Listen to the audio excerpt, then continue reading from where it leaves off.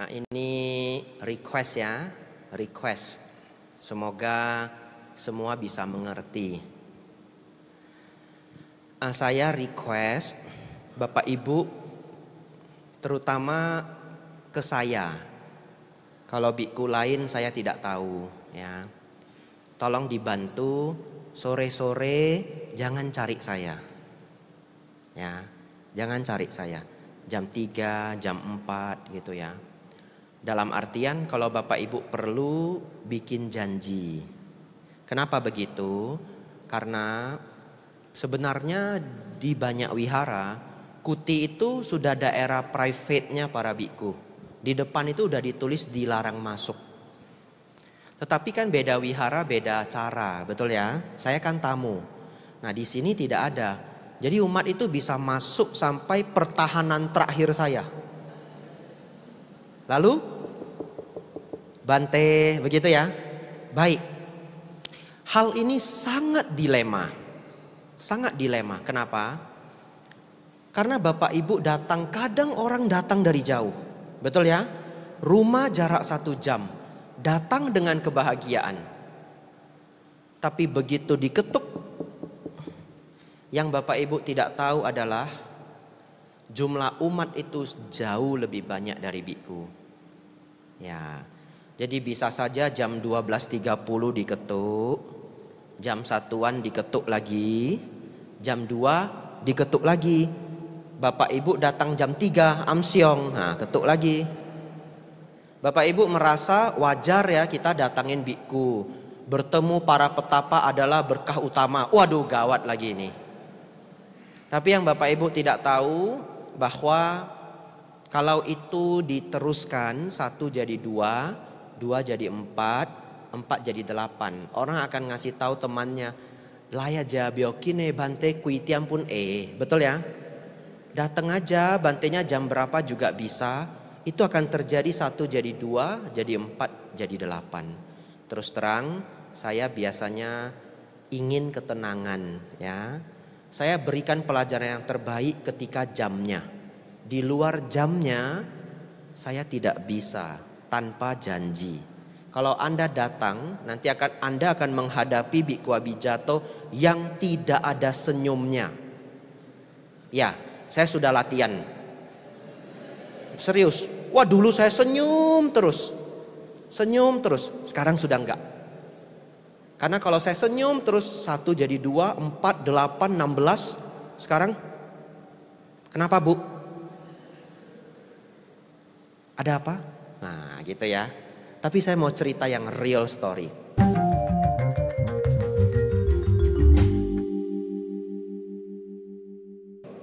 Di satu wihara, gak berani bilang wiharanya di mana ya.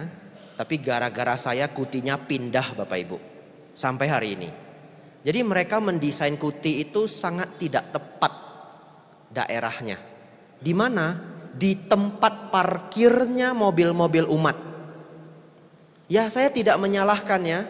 Ya karena umat tidak kepikiran. Karena umat kan tidak pernah jadi biku. Betul ya? Untuk waktu yang lama. Mungkin hanya pernah pabaja. Jadi mereka bikin kawasan. Kawasan itu untuk parkir mobil. Di situ ada kuti biku. Bapak Ibu tahu apa yang terjadi? Umat yang begitu baik hati, setiap parkir mobil, dia langsung ingat Biku Abijato. Akhirnya apa? Semuanya dengan kreativitas dan kebaikan bawain saya sesuatu.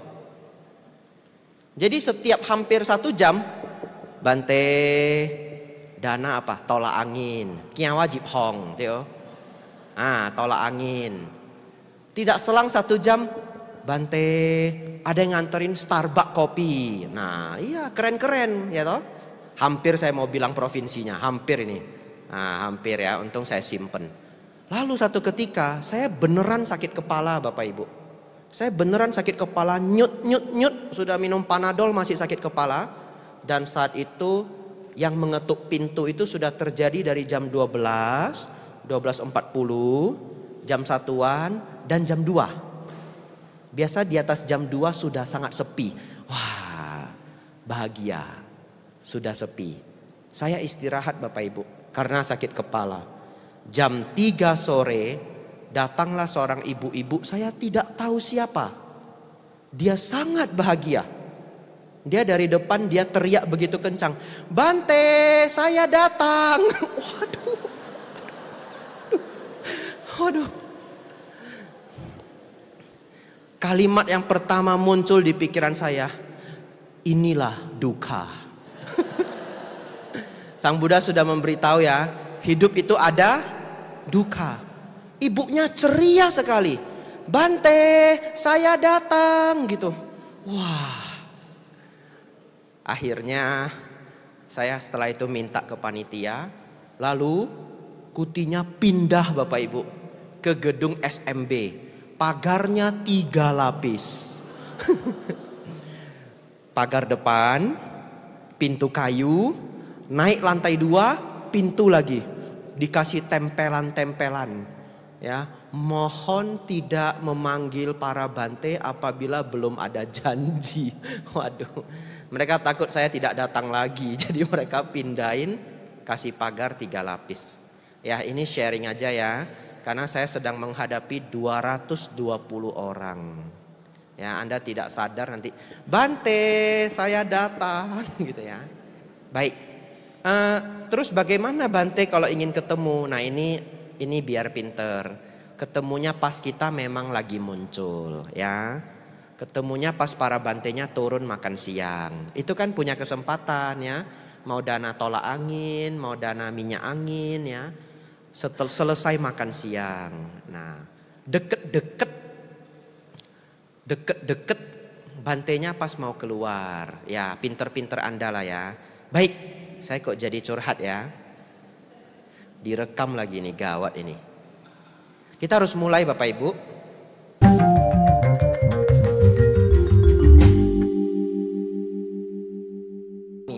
Bapak Ibu Saudara, mari kita lihat ada apa saja di antara 30 alam kehidupan ini. Yang sudah tahu ikutin, yang belum tahu hafal ya. Yang belum tahu kita hafal bersama. Dan kita ada di mana? Kita sebenarnya bagus apa enggak bagus? Bapak Ibu Saudara, alam paling rendah, baik kita mulai dari alam rendah, namanya alam apaya. A-P-A-Y-A. Alam apaya ini terdiri dari 3 alam. Semuanya sangat susah. Semuanya sangat menderita. Jadi kalau Bapak Ibu merasa hidup sebagai manusia saja kadang menderita, penderitaan kita tidak ada apa-apanya. Alam paling rendah adalah neraka.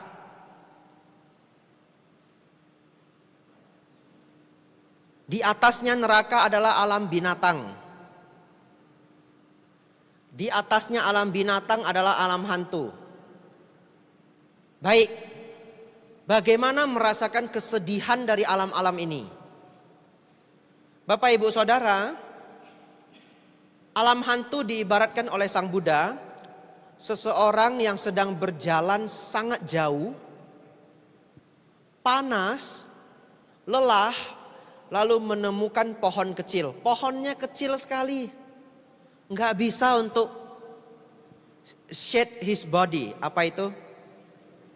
Meneduhi tubuhnya.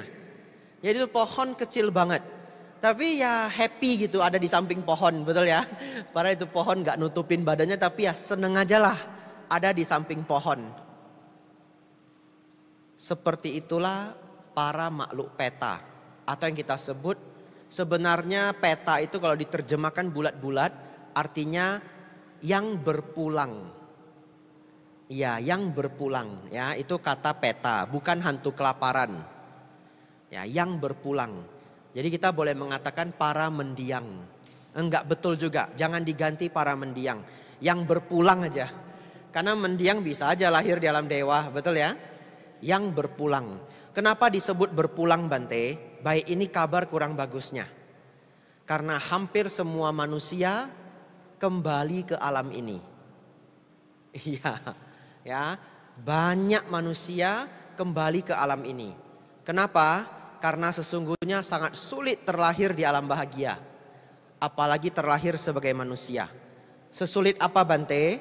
Sang Buddha satu ketika bertanya kepada para biku, "Oh para biku, lebih banyak mana? pasir di seluruh bumi ini atau pasir yang ada di ujung kuku saya? Para biku menjawab, oh Bante, tentu lebih banyak pasir di seluruh bumi ini. Seperti itulah jumlah makhluk di alam apaya seperti pasir di bumi ini. Dan jumlah makhluk yang di atas alam apaya termasuk kita hanya sesedikit debu di kuku. Baik, apa masuk akal Bante matematikanya? Jawabannya masuk akal. Saya sudah pernah hitung Bapak Ibu. Nah, kita hitung-hitungan ya. Kan orang Pekanbaru gauco sengli tio. Nah, hitung-hitungan. Manusia ada berapa jumlah? Berapa? Miliaran ya. Baik. Saat ini ada sekitar 7 sampai 8 miliar manusia lebih kurang. Ada beberapa teori mengatakan mungkin sudah 10 M tapi nggak kehitung. Cincai lah, ambil 8 M lah, oke? 8 miliar ya. 8.000 juta. Bapak Ibu Saudara, manusia ada 8.000 juta.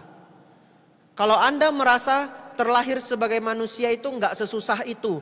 Karena Sang Buddha pernah membuat perumpamaan ibarat kura-kura 100 tahun naik sekali.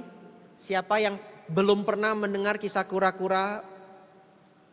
Baik, semua sudah pernah. Jadi saya tidak perlu ulang ya. Iya beneran nggak ada satupun yang angkat jari ya. Jadi kira-kira sesulit apa lahir sebagai manusia? Kura-kura buta 100 tahun naik sekali ke samudra. Kepalanya bisa pas masuk ke kayu yang terombang-ambing yang di tengahnya ada bulatan. Itu kalau versi singkatnya. 100 tahun dia cuma ambil nafas sekali turun lagi. Ambil nafas sekali turun lagi. Samudra seluas itu gimana ketemunya? Kura-kuranya buta lagi, betul ya? Jadi terlahir sebagai manusia itu kayak menang lotre yang hampir tidak mungkin dimenangkan. Masih belum gitu mantep Bante, belum gitu dapet Bante. Baik, kita mulai ya. Kan 3 alam apaya di bawah kita itu jumlahnya pasir di bumi, betul? Jumlah manusia berapa? 8 miliar berapa nol? 9 nol ya. 8 miliar berapa nol? 9 nol ya. Kita ambil semut. Semut aja, nggak usah yang lain dulu. Berapa jumlah semut di bumi ini? Bapak hitung, saya tunggu. Ada seorang matematikawan mencoba menghitung dengan teori matematika.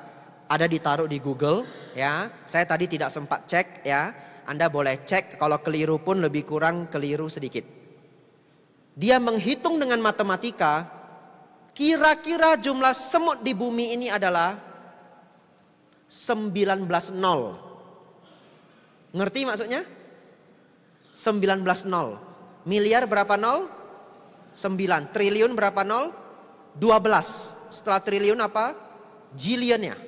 Setelah triliun apa? Quadrillion. Quadrillion. Setelah quadrillion, lian. Gak tahu lagi. 19 nol. Semut. Coba. 9 nol banding ke 19 nol aja udah banyak sekali. Betul ya? Tambah 10 nol. Tambah 10 nol berarti 10 miliar kali lipat. Betul ya? Lebih kurang lah ya, matematika saya nggak bagus-bagus banget. Bapak Ibu Saudara, lanjut hitung ya. Kutu, nah, hitung dah kutu. Anda tadi baru hitung semut, saya cariin yang lebih kecil lagi. Atau sepupunya semut. Rayap. Nah hitunglah rayap. Bante, saya nggak suka main di hutan-hutan. Saya kasih yang di air. Hitung dah ikan teri. Ngerti maksudnya ya? Sekarang Anda hitung semua hewan di bumi ini. Kumbang, capung, lalat, nyamuk. Aduh. Behel kong leo. Sekarang Anda sudah ngerti bahwa 8 miliar itu sesedikit itu? Dan saya selalu dapat pertanyaan dari umat. Bante katanya sangat sulit terlahir sebagai manusia. Buktinya manusia banyak sekali Bante berserakan. Enggak. 8 miliar itu sedikit. sedikit sekali dibandingkan makhluk di bumi ini. Dan Anda jangan lupa, lautan itu luasnya, kalau tidak salah bumi ini kan 2/3 laut ya. 1/3 darat ya. Betul ya? Baik. 2/3-nya itu laut. Jadi kalau Anda cuma mau hitung hewan darat aja Anda sudah amsyong-amsyong, Anda harus hitung air.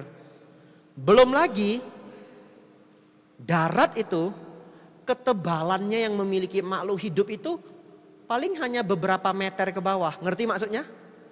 Kedalaman ke bawahnya itu paling hanya beberapa meter ke bawah. Mungkin yang paling banyak makhluk hidup itu cuma sekitar 2 meteran di bawah ini. Laut coba.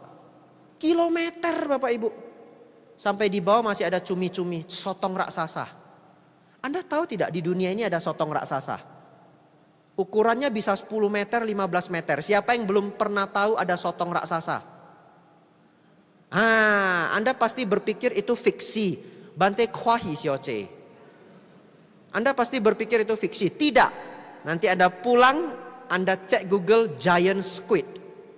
Beneran nih sotongnya sebesar pentas kita ini. Tapi dia tinggalnya di laut dalam. Kadang-kadang dia terapung karena sudah mau mati Bapak Ibu. Musuhnya adalah ikan sejenis ikan paus. Ya, mereka berantem. Ya, kita kok jadi cerita Discovery Channel ya. Baik Bapak Ibu. Sekarang Anda sudah survei Tiracana, hewan, betul ya? Nolnya banyak sekali. Anda survei lagi makhluk peta. Gimana surveinya Bante? Ketemu satu aja saya udah pingsan. Ya, makhluk peta jumlahnya juga sangat banyak. Kita nggak bisa lihat, jadi kita nggak bisa survei ya. Makanya nanti kalau ketemu tanyain, di alam peta itu sensus terbaru jumlahnya berapa gitu ya. Kami manusia 8M, kasih tahu begitu. Nanti Bapak Ibu dapat angkanya kasih tahu saya. Dan lebih banyak lagi di alam neraka. Bapak Ibu Saudara, kita alam manusia. Di atas kita 6 alam dewa. Tulis aja 6 alam dewa. Tidak usah dipecah, karena kalau dipecah pelajaran 1 jam ya. Kapan-kapan Anda ketemu pelajaran saya 31 alam kehidupan di YouTube, Anda nonton ya. Di atas 6 alam dewa, 20 alam Brahma. Baik, 3 apaya, 1 manusia, 6 dewa, 20 Brahma.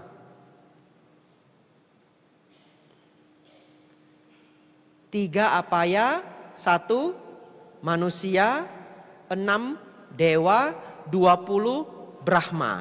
Apa bedanya Bante dewa sama Brahma? Hafal ya Bapak Ibu ya. Dewa itu masih punya hasrat ragawi. Brahma tidak lagi memiliki hasrat ragawi. Artinya apa? Dewa masih punya istri dan suami. Brahma tidak beristri, tidak bersuami. Artinya lagi, dewa itu ada pembagian laki-laki dan perempuan. Brahma sudah tidak ada cerita laki-laki perempuan. Ya. Oleh karena itu, kalau seseorang belum mampu melenyapkan hasrat ragawi, saya ulangi ya biar fokus. Kalau seseorang belum mampu melenyapkan hasrat ragawi, maka alam apa yang paling tinggi yang bisa dia capai? Dewa tingkat terakhir, betul ya? Dewa tingkat 6. Satu pertanyaan lagi. Kita ambil contoh yang 30 alam kehidupan ya. Kalau yang 31 alam kehidupan apayanya 4. Satu lagi apayanya adalah asura. Silakan tambah di alam apaya. Ya, itu datang dari kitab komentar, tapi kita masukin karena itu sangat populer. Di Sutta hanya 3. Asura itu dewa. Dikatakan dewa yang punya kebencian terlalu mendalam sehingga menjadi menderita. Makanya masuk ke alam rendah. Tetapi kenapa saya tetap ingin menggunakan yang 30 alam? Karena Sang Buddha pernah mengatakan, ajaranku tidak lagi perlu ditambahkan dan dikurangi. Sesungguhnya Sang Buddha pernah mengatakan ajaranku tidak perlu lagi ditambahkan dan dikurangi. Karena sudah cukup membawa kita mencapai nibbana. Lalu, kalau seorang dewa punya dendam yang sebegitu berat, apakah bisa kita golongkan dia menjadi alam apaya? Sebenarnya secara opini, saya tidak berani bilang secara logika, opini. Jadi kalau salah pun Anda boleh salahkan saya. Dewa tetaplah dewa. Saya kasih contoh. Manusia harusnya lebih bahagia dari hewan, betul Bapak Ibu? Secara tingkat alam. Tapi Anda pernah nggak dengar, nggak usah ketemu, dengar aja. Orang yang depresi berat sampai bunuh diri. Pernah? Berarti manusia yang sedang depresi berat ini lebih bahagia mana? Dia atau tupai hewan peliharaan kita? Ngerti maksudnya ya? Dalam kondisi itu tupai kita lebih happy. Main itu wheels, makan itu bunga matahari, hamtaro, betul ya?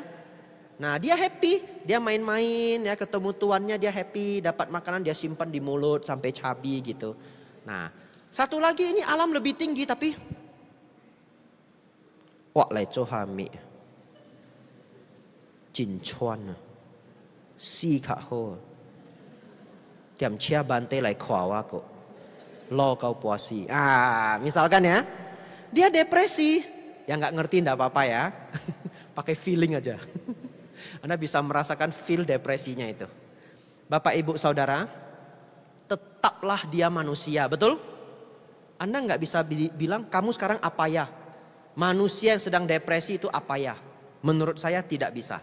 Oleh karena itu Sang Buddha sudah bikin begitu bagus 30 alam kehidupan. Tapi pengetahuan boleh banyak, bahu sacak cak si pancak. Kita harus tahu, oh di Theravada ditambahin 1. Kalau Anda jadi dosen Anda harus belajar lagi. Di Mahayana ditambahin gimana, di Tantrayana ditambahin gimana. Nggak apa-apa, hanya sebagai pengetahuan ya. Jadi pas kongko kita pinter. Tapi dalam hati kalau saya kembali ke 10 kitab kemarin. Bapak Ibu Saudara, baik. Kalau begitu, ada berapa jumlah alam nafsu kalau kita pakai yang 30 alam kehidupan? Ada berapa Bapak Ibu? 10, benar. Ada 10 alam nafsu. 20 alam lagi Brahma. Brahma sudah tidak ada nafsu. Tapi kok dia belum mencapai nibbana Bante? Ya, dia masih ada 5 PR. Nanti kita belajarnya hari ketiga. Bapak Ibu Saudara, berita buruk bagi kita semua. Terus terang berita buruk. Apa berita buruknya?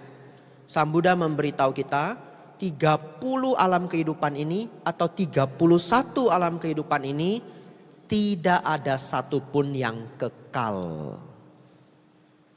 Dan itu adalah kekeliruan di banyak ajaran lain. Karena kalau alam dewa itu kekal, Anda nggak perlu harus ngejar nibbana. Ya nggak apa-apa, di alam dewa aja sudah happy. Dan bagaimana mencapai alam dewa Bapak Ibu? Sila. Silena sugating yanti. Dengan mempraktekkan sila mencapai alam surga. Jadi kalau orang ingin capai alam surga, enggak sulit. Cukup tia amai, wah. Dengerin itu nasihat nenek. Nenek kita bilang apa? Yang penting jadi orang baik. Betul? Bisa masuk alam surga. Yang penting jadi orang baik. Jadi kenapa Sang Buddha tidak banyak bercerita pasti masuk surga, pasti masuk surga? Karena masuk surga bagi umat Buddha terlalu gampang. Serius, sampai nggak bahas lagi. Cuma cincai silena sugating yanti. Anda mau bukti kenapa saya katakan umat Buddha itu calon alam dewa? Saya kasih bukti Bapak Ibu. Saya pernah diundang ngajar dharma di penjara. Ceramah di penjara. Nah, waktu itu Waisakan Bapak Ibu.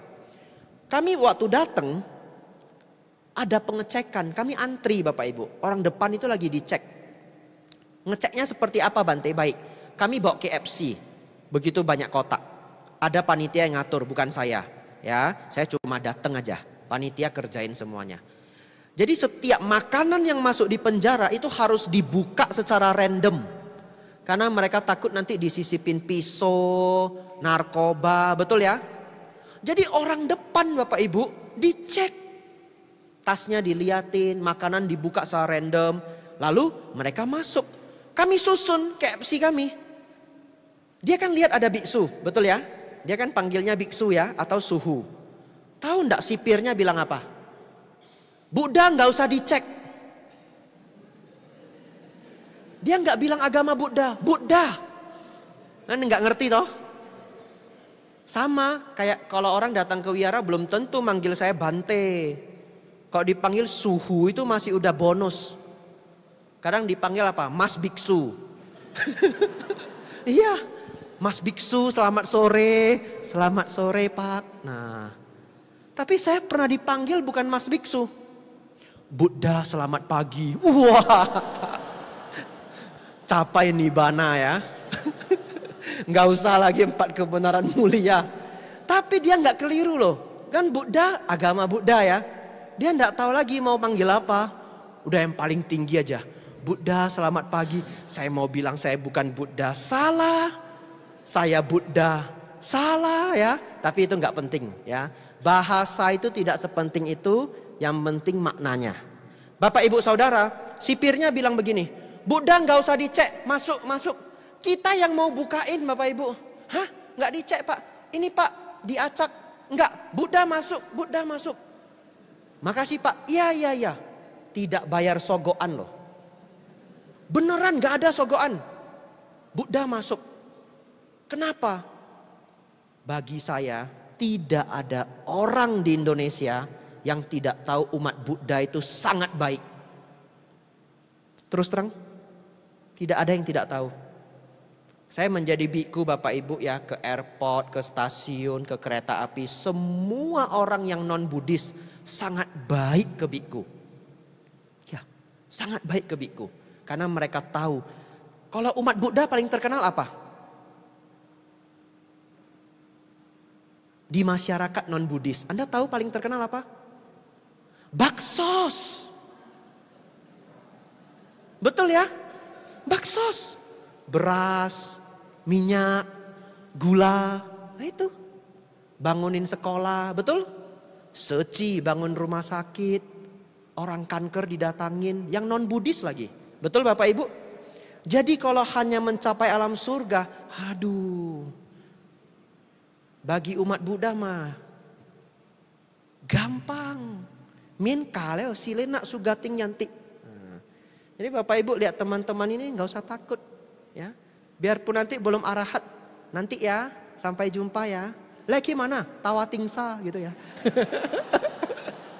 Mai kiseng lah, tanwala gitu ya. Nah itu. Mau kemana gitu? Tawatingsa. Umat Buddha itu capai surga tidak sulit. Tapi Bapak Ibu, ternyata surga tidak kekal. Tapi umurnya sangat panjang. Kadangkala para dewa jadi lupa. Mereka lupa kalau mereka tidak kekal. Ya, mereka merasa kekal. Tetapi di antara 30 alam ini, mana yang terasa umurnya paling panjang? Neraka. Kenapa? Satu umurnya aja udah ribuan-ribuan tahun. Yang kedua, Bapak Ibu bayangkan kalau tangan kita kejepit. 1 menit itu aja rasanya sejam, betul? Kalau kita demam, kalau Bapak Ibu demam ya sehari itu nggak lewat-lewat. Di neraka kita dibakar, dipanggang, ditusuk, nah itulah lewatin dah. Oleh karena itu hampir di semua ajaran lain mengatakan neraka adalah kekal. Sebenarnya bukan kekal, sudah seperti kekal. Tapi semuanya akhirnya akan lewat juga. Bapak Ibu Saudara, oleh karena itu kita hanya akan lahir mati, lahir mati, lahir mati di 30 alam kehidupan ini. Sampai kapan Bapak Ibu? Sampai mencapai nibbana. Oleh karena itu bagi Bapak Ibu yang belum tahu secara sempurna, karena kan seperti yang saya bilang kemarin, kita ngajarnya ini di 220 orang, pengetahuan berbeda-beda. Nibbana itu kita boleh mengartikan, sangat banyak arti, nanti kita masuk ke modul. Tapi salah satu artinya adalah keluar dari roda kehidupan yang tidak habis-habis. Begitu Bapak Ibu ya. Keluar dari roda kehidupan yang tidak habis-habis. Keluarkan modulnya Bapak Ibu, kita baca.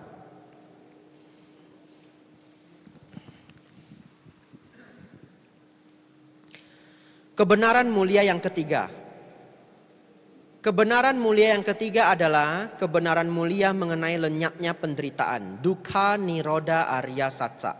Pada kebenaran mulia ketiga ini, Sang Buddha dengan jelas menyampaikan bahwa kita dapat mengatasi penderitaan dan merealisasikan kebebasan dan kebahagiaan Nibbana. Bapak Ibu garis bawahi mengatasi penderitaan ya. Jadi Bapak Ibu Saudara, semenderita apapun kita saat ini, ya setiap individu di gedung ini punya masalah berbeda-beda. Percaya Bapak Ibu, dengan bantuan Dharma, pelan-pelan semua akan lewat. Hidup itu hanya ada 4 arah. 1, gelap menuju gelap. 2, gelap menuju terang. 3, terang menuju gelap. 4, terang menuju terang. Terang itu yang alam lebih tinggi, gelap itu jatuh ke bawah.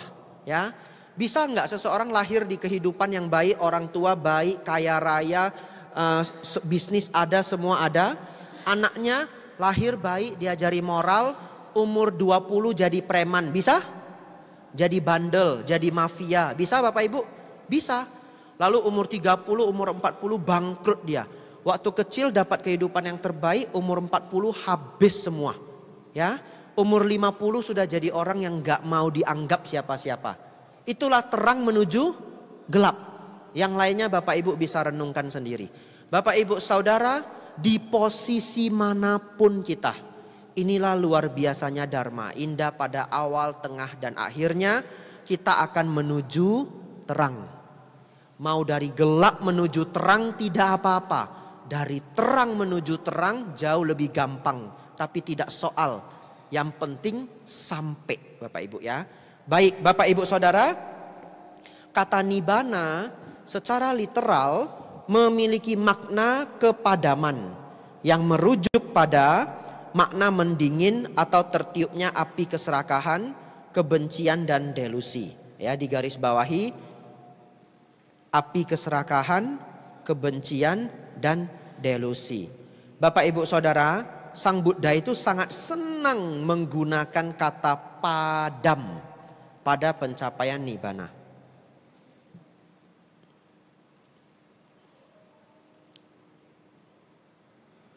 Kenapa padam Bapak Ibu Saudara? Karena memang maknanya sangat luar biasa. 1, kita padam dari 3 api, dosa, loba, moha.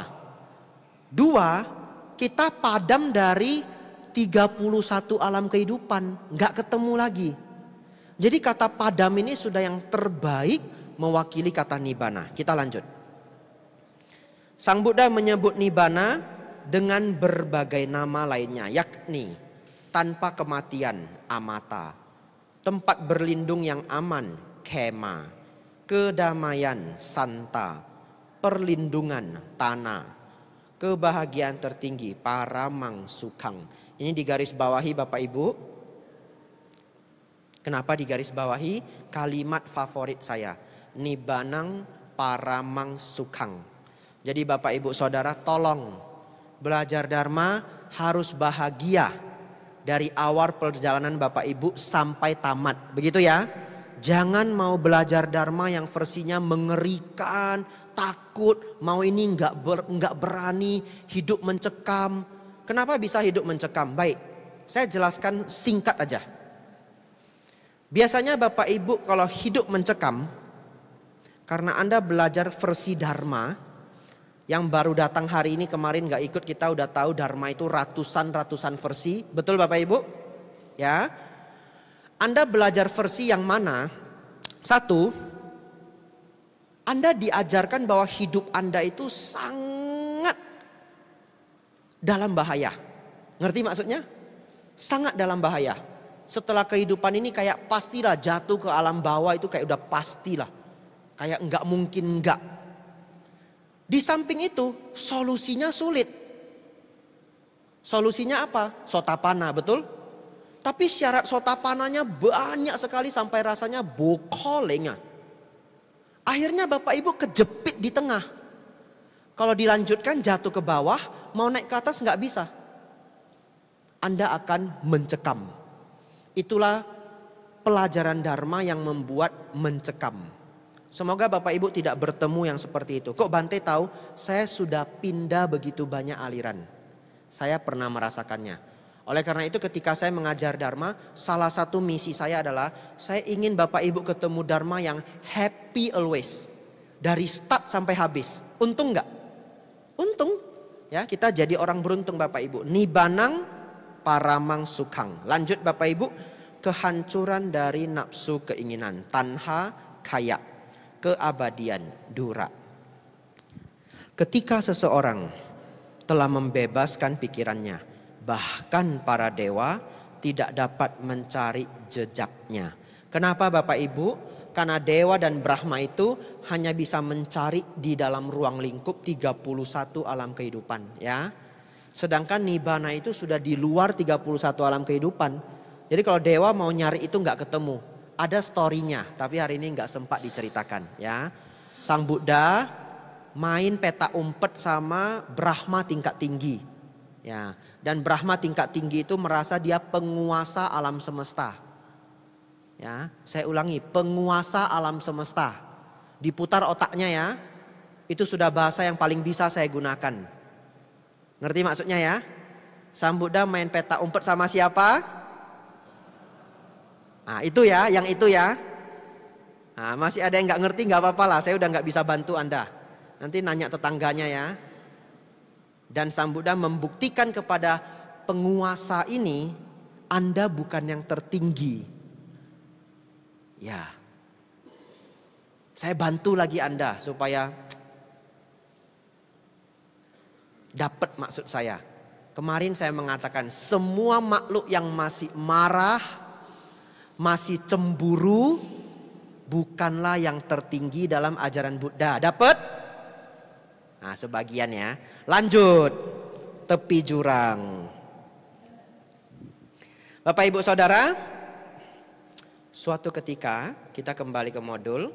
Suatu ketika Upasiwa bertanya kepada Sang Buddha, seseorang yang telah pergi ke Nibbana, apakah dia lenyap atau eksis? Apakah dia utuh untuk selamanya? Jelaskanlah ini kepadaku, oh yang bijaksana, karena Anda mengetahui kebenaran ini dengan baik. Dan Buddha menjawab, tidak ada takaran atau ukuran bagi mereka yang telah pergi, yang mana bagi seseorang dapat mengatakan bahwa ia tidak lagi eksis. Ketika segala fenomena telah terhapus, maka segala penggambaran juga terhapus. Keadaan pencapaian Nibbana adalah di luar kata-kata untuk dapat dijelaskan.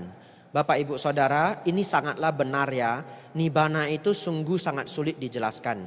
Kita hanya bisa mengumpulkan makna-makna Nibbana di modul ini agar Bapak Ibu lebih kurang bisa menangkap artinya. Tapi sebenarnya untuk memahami Nibbana secara lengkap itu perjalanan yang cukup panjang. Saya bahkan cukup yakin Bapak Ibu yang sudah selesai modul ini nanti pulang mungkin ada beberapa yang belum dapat full. Tapi enggak apa-apa, terus aja belajar, satu ketika Anda akan paham, oh ini makna Nibbana. Tapi mari kita lihat penjelasan di modul ini. Ketika Sang Buddha mengatakan seseorang telah mencapai Nibbana, tidak lagi eksis, yang beliau maksudkan adalah tidak eksisnya karakteristik yang berhubungan dengan eksistensi, yakni kelahiran, kematian, memiliki tubuh, berpindah secara ruang dan waktu, perasaan menjadi diri yang terpisah, tidak ada lagi di dalam keadaan Nibbana. Namun ketika Sang Buddha mengatakan bahwa mereka yang telah mencapai Nibbana tidaklah berhenti ada, beliau benar-benar bermaksud demikian. Sifat alamiah dari dimensi nibbana tidaklah memadai untuk dijelaskan dengan bahasa duniawi, dan juga tidaklah cukup untuk dibayangkan oleh pikiran duniawi. Bagi Bapak Ibu yang belum mengerti bagian ini, dikasih kurung kurawal aja, nanti pulang dibaca lagi ya. Dikasih kurung kurawal, nanti pulang dibaca-baca. Tapi ini maksudnya adalah karena ada beberapa orang menganggap seseorang yang mencapai arahat itu sudah lenyap, nggak ada lagi. Kalau sudah lenyap nggak ada lagi, kita menyebutnya nihil. Oleh karena itu kadang-kadang ajaran Buddha disebut juga nihilisme, tapi nggak boleh. Jangan mau dibilang nihilisme. Nihilisme itu bagian dari ateis, Bapak Ibu, ya. Tetapi di sini dijelaskan bahwa tidak, ya. Nah, bagian ini Bapak Ibu, paragraf ini saya ambil dari seorang guru yang sangat luar biasa, namanya adalah S. Dhammika, Bante S. Dhammika, Dhammika, Dhammika. Beliau menulis sangat banyak buku. Beliau orang Barat, menjadi biku sudah sangat lama, dan buku-buku beliau banyak diterbitkan penerbit Karania. Nanti Anda cari ya, penerbit Karania. Nah, saya tidak memperkenalkan nama beliau semalam, kenapa? Karena semalam itu topiknya adalah guru suta, betul Bapak Ibu? Beliau ahli suta, tetapi tidak pernah menerjemahkan suta dari awal sampai habis. Jadi nggak masuk kategori semalam. Yang semalam itu yang katam, suta diterjemahkan pelan-pelan semua, betul ya? Nah, bagaimana oleh Bante Dhammika ini? Beliau adalah menurut saya penulis buku Dharma terbaik, yang bukunya paling enak dibaca dan masih cukup akademik di dunia. Ya, label di belakangnya di dunia. Maksudnya apa? Buku terbaik Dharma itu barangkali adalah Ajahn Brahm. Cacing dan kotoran kesayangannya, hidup senang mati tenang, betul ya? Lalu superpower mindfulness, sangat bagus ditulis. Tetapi buku Ajahn Brahm itu hanya sampai di situ. Ajahn Brahm tidak masuk ke yang terlalu akademik, betul Bapak Ibu? Ya. Jadi Bapak Ibu kalau sudah baca semua buku Ajahn Brahm, lanjutannya apa? Saya menyarankan S. Dhammika. Itu lanjutannya. Ya. Selain Bante S. Dhammika, ada yang akademik dan sangat luar biasa, yaitu Bante Bodhi. Nanti saya share tentang buku ini. Buku ini bisa di-download gratis. Tapi kalau sudah Bante Bodhi, lebih kering lagi Bapak Ibu. Jadi masih lebih nyaman dibaca S. Dhammika. Kalau orang yang tidak sering baca buku tidak akan sanggup baca buku Bante Bodhi. 5 halaman sudah nggak maju lagi. Iya, akhirnya cuma ditata di meja kabinet baca. Betul Bapak Ibu? Jadi Anda mulai dari Ajahn Brahm, setelah Ajahn Brahm Bante Dhammika, Anda masih tertarik, Anda boleh coba Bante Bodhi, ya. Bante Bodhi terlalu kering, mundur lagi Bante Dhammika. Bante Bodhi aja Bapak Ibu anggap gampang, lanjutannya apa Bante? Kasih saya lagi yang lebih sulit. Bante Analayo, ya. Mau lebih lagi? Terakhir Bante Thanisaro, ya. Tak notio kun hileo. Bante Thanisaro kering sekali. Kering itu maksudnya sangat akademik ya. Baik.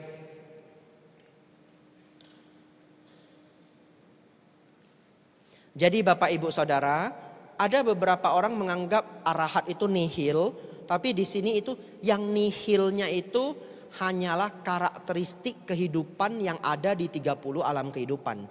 Karakter-karakter itu nihil semua.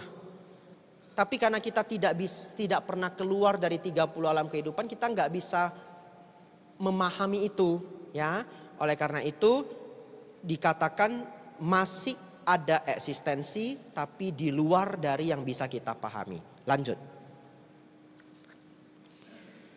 Pikiran adalah bercahaya, namun menjadi ternodai oleh kekotoran batin yang datang dari luar. Orang biasa tidak dapat menyadari ini, karena mereka tidak mengembangkan batin. Pikiran adalah bercahaya dan dapat terbersihkan dari kotoran batin yang muncul dari luar. Inilah yang dipahami oleh para murid suciwan, oleh karenanya mereka mengembangkan batin. Bapak Ibu Saudara, bagian ini menarik, Bapak Ibu boleh kasih tanda. Ini gampang dipahami, ya. Tetapi apa yang menarik di sini Sang Buddha mengatakan pikiran kita, pakai kita aja ya, biar kita ikut senang. Pikiran kita sesungguhnya bercahaya pada awalnya. Nah, artinya apa Bapak Ibu? Sesungguhnya kita bermeditasi untuk mencapai tingkat arahat. Itu hanya untuk kembali ke tahap awal kita. Sedih ya? Kita ini kayak udah main-main sampai jadi kotor gitu. Main-mainnya di mana? Samsara. Makin muter makin kotor gitu. Sampai akhirnya ketemu Dharma, kita baru mulai menyucikan pikiran. Baru naik lagi menuju terang, menuju terang, menuju terang. Tapi Sang Buddha memberitahu kita sebenarnya di awal-awalnya kita itu sudah bercahaya. Jadi sekarang kita hanya mau kembali ke keadaan awal kita, ya. Bapak Ibu sudah bermain-main terlalu lama. Lanjut.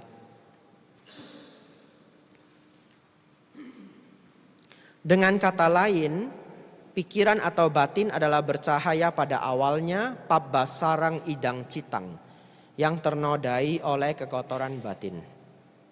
Ketika kekotoran batin terbersihkan, cahaya batin kembali muncul. Nibbana adalah keadaan yang mana materi dan segala pasangan yang berlawanan, panjang dan pendek, besar dan kecil, murni dan tidak murni, telah hilang dari pikiran dan menjadi tanpa tanda, anidasanang, tanpa batas, anantang, bercahaya ke segala penjuru, sabbato pabang, keadaan yang tidak berubah, nibbana padang acutang, murni, sudhi, bebas, wimiti, kebahagiaan tertinggi, nibbanang paramang sukhang.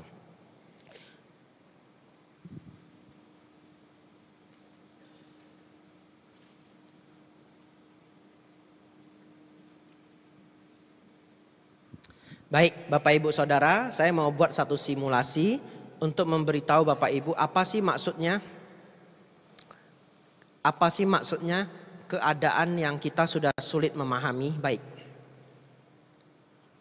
Saya kasih contoh ya. Atas ada di mana Bapak Ibu? Bawah ada di mana? Baik. Kalau tiba-tiba Bapak Ibu punya kekuatan, bisa pergi ke luar angkasa. Sudah di sana. Kalau kita nggak bisa Bapak Ibu, bisa sih astronot ya, pakai baju ajaib. Nah, kalau nggak pakai baju itu beberapa detik aja meledak kita Bapak Ibu. Beneran. Bapak Ibu kalau keluar angkasa meledak Bapak Ibu. Tahu kenapa meledak? Karena badan kita panas. Selama ini panas kita itu keluar ke udara, betul? Ini ada sesuatunya ini Bapak Ibu. Ini ada sesuatunya. Sesuatu ini kita sebut udara. Apa maksudnya sesuatu? Baik. Bapak Ibu pernah main air? Anda ngerti nggak kalau air itu adalah sesuatu? Ngerti? Tapi ikan nggak ngerti. Karena si ikan sejak lahir sudah di situ. Ngerti? Jadi kita kasih tahu si ikan, lu di air, gua di udara. Apa itu air? Air itu sesuatu, dia nggak bisa ngerti. Kita Bapak Ibu juga lagi di air. Cuma air kita lebih ringan. Namanya atmosfer. Betul ya? Kalau ada makhluk yang bisa terbang di luar angkasa, datang ke bumi, dia celup si atmosfer itu persis kita celup air. Kerapatan air lebih tinggi. Jadi kalau kita pegang, kita merasa megang sesuatu. Ngerti? Kalau angin ini kita udah nggak merasa karena udah terbiasa. Tapi coba gini, ada sesuatu nggak? Ngerti ya? Nah ini airnya kita ini. Namanya atmosfer.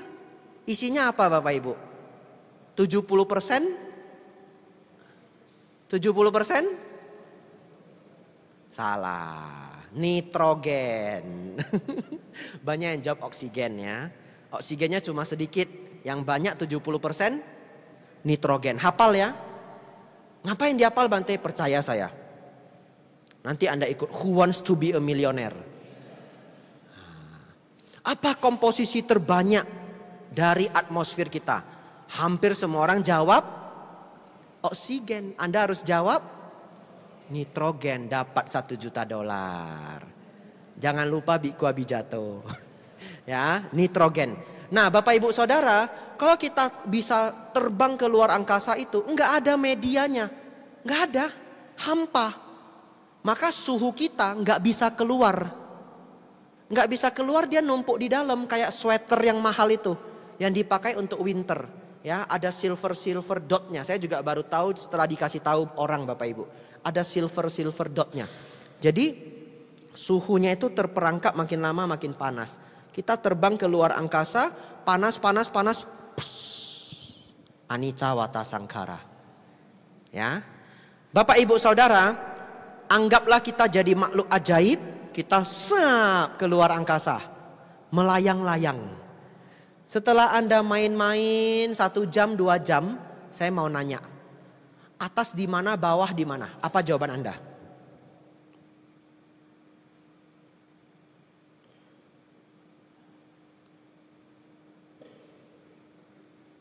Apa jawaban Anda?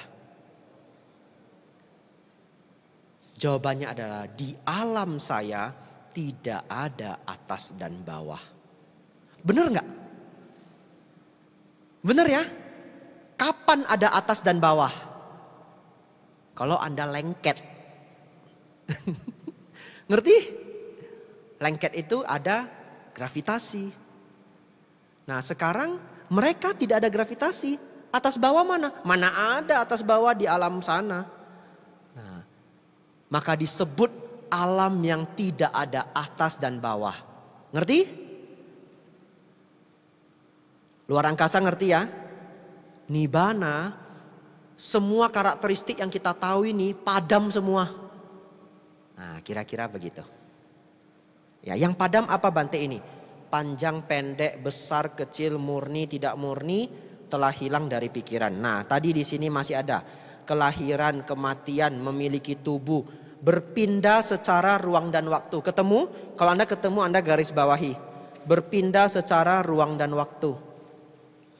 Perasaan menjadi diri yang terpisah, tidak ada lagi dalam keadaan nibbana.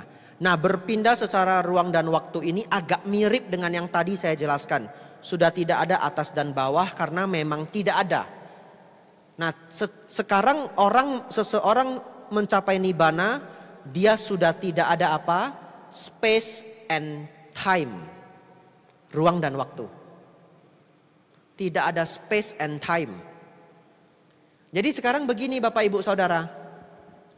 Kalau di luar angkasa setuju enggak tidak ada atas dan bawah? Setuju ya? Sekarang Anda muncul di keadaan tidak ada ruang dan waktu. Oke? Kalau sudah tidak ada ruang dan waktu, bisa enggak ada konsep abadi? Makhluk yang ada di sana juga enggak ngerti kata abadi. Karena kata abadi itu diukur dari waktu. Ini mendalam sekali ya, direnungkan pelan-pelan ya. Nah jadi mereka sudah tidak ada waktu, maka mereka tidak mengerti kematian. Mereka tidak mengerti kelahiran. Mereka tidak mengerti keabadian. Konsep itu tidak ada di sana. Tapi kita yang dari makhluk yang punya waktu, kita menyebut mereka dura, abadi. Ngerti maksudnya? Nah, kita yang menyebutnya you abadi karena lu ndak punya waktu. Misalkan begitu ya. Ya, kitanya yang tidak abadi. Tapi itu adalah konsep kita. Mereka yang telah mencapai nibbana bahkan tidak bisa menjelaskan kata abadi kepada kita karena mereka tidak punya waktu. Anda ketemu alien, Anda bilang alien datang dari mana? Atas, betul? Alien datang dari atas, berantemlah sama alien. Lu datang dari atas. Dia bilang, gak ada itu atas dan bawah, itu konsep you doang. Karena lu punya gravitasi gitu. Enggak, lu datang dari atas. Nah itulah berantem sama alien 2 jam. Ya, semoga itu membantu Bapak Ibu memahami nibbana itu di luar semua karakteristik kehidupan. Lanjut. Bapak Ibu Saudara, nibbana ada 2 jenis. Yang pertama, yang arahatnya masih hidup Bapak Ibu, disebut nibbana yang masih disertai penderitaan fisik. Saupa disesa nibbana. Supaya yang kurang jelas ditulis arahat yang masih hidup.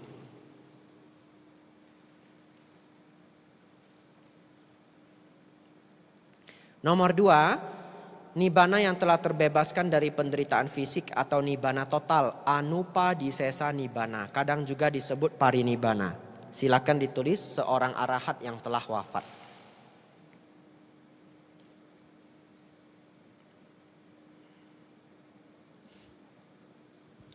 Jadi Bapak Ibu Saudara,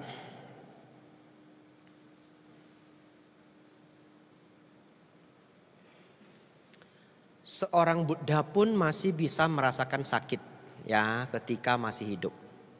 Oleh karena itu Sang Buddha juga masih merasakan sakit pinggang menjelang beliau wafat. Tetapi Anda jangan khawatir, Bante kalau begitu Buddha belum nibbana, kan katanya di nibbana itu lenyapnya dukkha, betul? Kan katanya fisik juga dukkha, Anda tidak perlu khawatir. Seorang Buddha hanya merasakan sakitnya ketika dia tidak bermeditasi.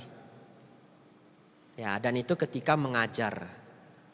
Sebegitu beliau selesai mengajar, masuk ke kuti, tutup mata, beliau masuk ke keadaan nibbana. Semua rasa sakit padam. Ya. Jadi Sang Buddha itu hanya sakit demi mengajarkan umat manusia. Dan arahat itu hanya punya satu tujuan hidup, yaitu mengajarkan dhamma. Arahat hanya punya satu tujuan hidup, mengajarkan dhamma. Ya, dan kalau seorang arahat tidak lagi bisa mengajarkan dhamma, mungkin di tempat beliau itu tidak ada yang mau belajar dhamma, beliau akan bermeditasi terus sampai wafat. Ya, jadi biasanya seorang arahat itu masuk dalam meditasi selama 7 hari tidak bangun lagi. Parinibbana. Ya, Bapak Ibu Saudara, kita lanjut. Walaupun kita hanya bisa memahami keadaan nibbana ketika kita mencapai nibbana, namun kita dapat mengetahui bahwa keadaan demikian benar-benar ada. Jika ada dimensi di mana ada kelahiran, kematian, kotoran batin dan kemenjadian, kita dapat menyimpulkan bahwa ada dimensi tanpa hal-hal demikian. Seperti yang dikatakan, ketika ada panas maka pasti ada dingin. Dengan cara yang sama, jika ada 3 api, yaitu dosa, loba, moha, maka juga ada nibbana, adosa, aloba, amoha, atau lenyapnya dosa, loba, moha. Ketika ada kejahatan, juga ada kebaikan. Dengan cara yang sama, ketika ada kelahiran, ada pula tanpa kelahiran. Setiap orang mampu merealisasikan nibbana apabila mempraktikkan ajaran Sang Buddha. Bapak Ibu Saudara, tolong ini dikurung kurawal. Setiap orang mampu merealisasikan nibbana apabila mampu mempraktikkan ajaran Sang Buddha. Ya, maksudnya apa? Sang Buddha tidak pernah mengkategorikan ada manusia yang tidak mampu mencapai tingkat arahat. Semua yang mampu mendengarkan dharma mampu mencapai tingkat arahat. Saya ulangi, semua yang mampu mendengarkan dharma mampu mencapai tingkat arahat. Oleh karena itu ada satu konsep di mana diajarkan manusia terlahir berbeda, ya, 2 akar, 3 akar, Anda cek, itu adalah kitab komentar. Kenapa saya harus menyampaikan ini? Karena beberapa orang itu down. Saya ketemu beberapa umat Buddha, dia bilang, Bante, saya nggak akan bisa mencapai, akar saya kurang. Ya, tapi kalau kita merujuk ke Sutta, Sang Buddha tidak pernah mengajarkan itu. Bahkan Sang Buddha pernah mengatakan seperti ini, kalau pohon bisa mengerti apa yang saya sampaikan, pohon pun bisa mencapai Sotapanna. Ya, saya cari sebentar ya, Anda relax 1 menit ya.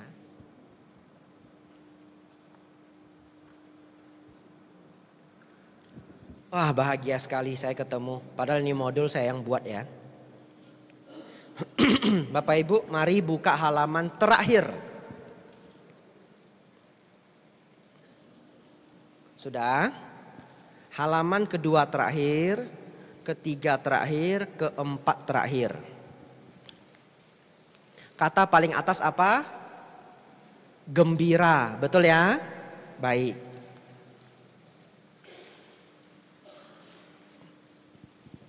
Ini dari Sutta Bapak Ibu ya. Kalau Bapak Ibu lihat lagi lirik 2 halaman sebelumnya, di sini dibaca Samyutta Nikaya. Kita sudah belajar 10 kitab yang penting, salah satunya Samyutta Nikaya. Kalau ditambahkan A di belakang itu artinya komentar ya. Jadi kalau ditambahkan A di belakang, Anda sudah harus tahu itu sudah bahasanya biku lain. Disebut Samyutta Nikaya Atthakatha. Kalau Anda ketemu Dhammapada itu dari Sang Buddha. Tapi kalau ada Atthakatha di belakang itu sudah dari biku lain. Ya, kita sudah belajar kemarin dari biku lain juga ya pengetahuan. Tetapi Anda selalu harus kembali lirik 10 kitab ini dulu ya. Kalau bahasa di Atthakatha berbeda dengan yang di Sutta, kita ikut Sutta ya. Kalau di Atthakatha tabrakan sama Sutta, kita ikut Sutta. Kalau Bapak Ibu orang cerdas ya, karena tabrakan. Bapak Ibu Saudara, ini Samyutta Nikaya. Mari kita kembali ke 4 halaman sebelumnya, yang tadi atasnya gembira ya. Kita baca paragraf ketiga. Bahkan ada, jika pepohonan sala besar ini Mahanama mampu memahami apa yang dibabarkan dengan baik dan apa yang dibabarkan dengan buruk, maka aku akan menyatakan bahwa pepohonan sal besar ini sebagai para pemasuk arus, yaitu Sotapanna. Tidak mungkin lagi terlahir di alam rendah, pasti dalam takdir dengan pencerahan sebagai tujuannya. Pencerahan itu nibbana. Apalagi Sarakani orang Sakya. Mahanama, Sarakani telah menjalankan latihan menjelang kematiannya. Boleh dikasih kurung kurawal. Kita tidak sempat menjelaskan ini Bapak Ibu ya. Nanti kalau ada waktu kita masuk ke sini. Nah, maksudnya apa? Sarakani ini adalah seorang umat Buddha yang masih suka minum ciu, arak. Tapi ketika beliau meninggal, Sang Buddha menyatakan dia seorang Sotapanna. Luar biasa ya, aneh dan ajaib. Kenapa demikian? Karena sebenarnya Sotapanna itu ditembus dengan kebijaksanaan. Ya, dia yang minum itu sedikit keliru karena tidak bisa menahan diri. Ya, ingin merasakan kesenangan dari arak. Tapi pertanyaan saya, orang yang minum arak itu menjahati orang lain enggak? Sesungguhnya tidak. Ngerti maksudnya ya? Dia hanya tidak bisa menahan dirinya atas kesenangan ini gitu. Makanya kemarin saya ulang-ulang dikurangi. Dan saya tidak menyatakan Anda yang minum itu jahat. Kalau Anda renungkan pikiran saya. Dan saya minta Anda mengurangi supaya apa? Supaya jadi lebih sehat. Dan yang tidak boleh itu apa? Mabuk. Kenapa? Kalau mabuk nanti kita bisa nyakitin orang lain. Tapi kalau minum sedikit tidak mabuk itu kurang bijaksana aja. Karena tidak sehat. Nah di sini dijelaskan bahkan Sarakani mencapai Sotapanna. Ya, saya tahu Bapak Ibu ada yang tidak setuju, tidak apa-apa. Saya tidak punya waktu menjelaskan. Karena ada konsep minum sedikit aja salah. Saya tidak ada waktu menjelaskan itu. Anda boleh tanyakan nanti kalau di lain waktu ya. Tapi di sini sesungguhnya yang tidak boleh itu adalah mabuk. Nah, selama tidak mabuk, minum itu tetap tidak bijaksana. Tapi kriterianya berbeda. Tetap jangan minum lah ya.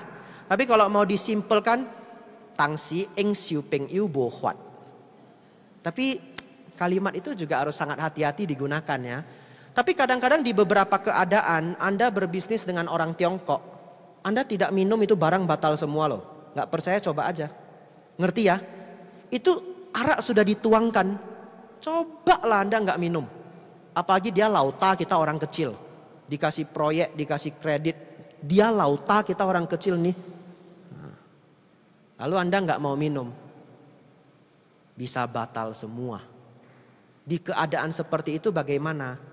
Lim tampok co isu. Mai tampok kok ya. Tampok co isu. Lim cepua co isu. Saya sangat hati-hati menjelaskan ini. Karena saya takut orang salah tanggap.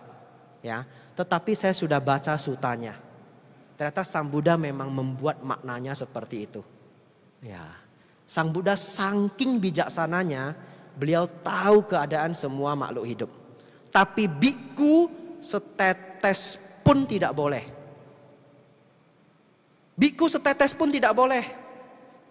Kenapa Bapak Ibu? Merusak nama baik sangga, betul? Saya ada bir ini di depan. Lalu Bapak Ibu marah. Bante jangan minum, langgar winaya. Tampok biaukin lah. Saya minum setetes aja, sadahnya umat Buddha rusak semua. Betul Bapak Ibu? Karma buruk di saya. Merusak keyakinan umat Buddha. Biku setetes pun tidak boleh. Umat setetes pun tidak bijaksana. Cewa gauco kalimat ya. Anda artikan sendiri ya. Ada rekaman lagi. Jejak digital. Sedikit pun tidak bijaksana. Kecuali bopin ya. Baik. Sebelahnya lagi menarik Bapak Ibu. Singgung sedikit.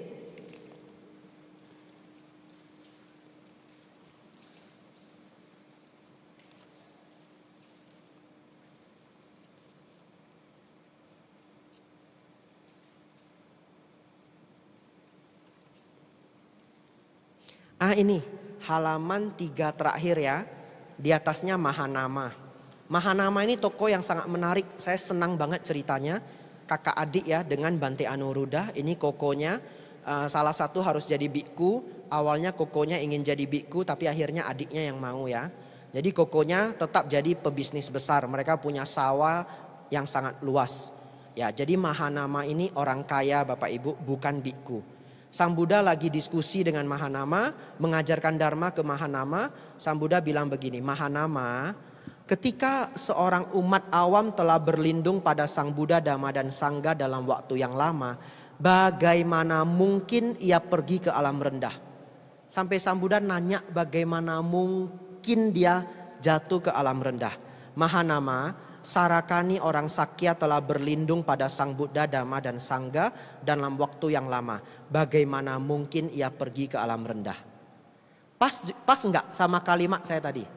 Umat Buddha kalau cuma cerita di alam surga gampang. Saking gampangnya Sang Buddha enggak sering bahas lagi.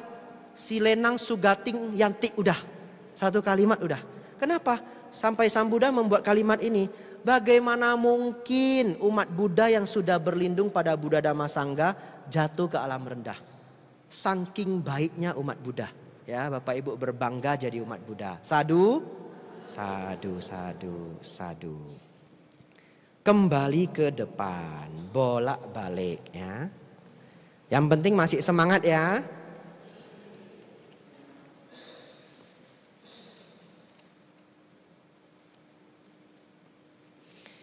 Keadaan tanpa kematian ini telah dicapai oleh banyak makhluk dan dapat dicapai bahkan pada saat ini. Pada siapapun yang menjalaninya. Namun bukan pada mereka yang tidak berjuang ya. Bapak Ibu Saudara, semua orang mampu mencapai kesucian. Kalau Bapak Ibu agak pesimis ya setidak-tidaknya Sotapana. Betul Bapak Ibu? Ya, agak-agak susah lah kalau arahat cin kangko bante. Sotapana lah. Tapi Sotapana itu adalah Nibbana yang tertunda. Ya Nibbana juga. Jadi semuanya akhirnya capai. Begitu ya Bapak Ibu Saudara. Tapi di sini Sang Buddha mengatakan pada siapapun yang menjalaninya. Jalani apa Bapak Ibu? 4 hal boleh, 8 hal boleh. 4 hal boleh, 8 hal boleh. 4 hal apa? Dana, sila, samadhi, panya. Dana, sila, samadhi, panya. 8 hal apa? Jalan mulia berunsur 8. Jadi 8 hal ini sama juga dengan 4 hal tadi. Sama aja. Cuma dibuka lebar aja. Ya, jalan mulia berunsur 8 ini kalau dihitung-hitung ya dana, sila, samadhi, panya. Jam berapa saat ini Bapak Ibu?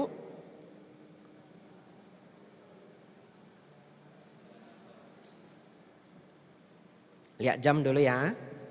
Wah 9.16 Aitui Liao ya. Baik Bapak Ibu Saudara. Kita rileks 5 menit ya. Ya. Mau di sini boleh, yang sesak banget mau buru-buru ke toilet boleh ya. Tapi 5 menit tidak lama, kita rehat aja. Rehatnya duduk-duduk aja.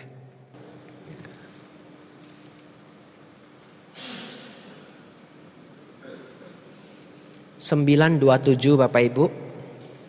Hari ini mau pulang jam berapa? Ada yang jawab 11 ya. Berarti 10 lah ya. Kita selesaikan dalam setengah jam. Jalan Mulia Berunsur 8 ini ada pelajaran saya di YouTube perlu 2 jam. Tapi enggak apa-apa. Kita selesaikan dalam setengah jam. Nanti ada yang penting-penting kita pelajari lagi besok. Bapak Ibu Saudara, 8 ini umat Buddha harus ngerti. Sebenarnya saya ingin bilang harus hafal. Tapi kalau harus hafal nanti Anda lupa juga. Jadi saya kembali bilang harus ngerti. Kenapa? Karena yang 8 ini membawa pada pencapaian arahat. Yang sudah tadi buka MN 117 kita baca.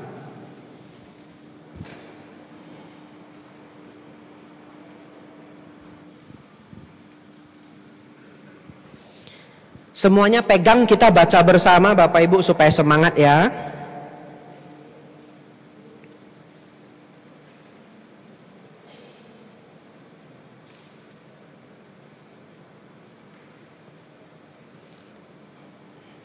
Sebentarnya sinyalnya kembang kempis Bapak Ibu.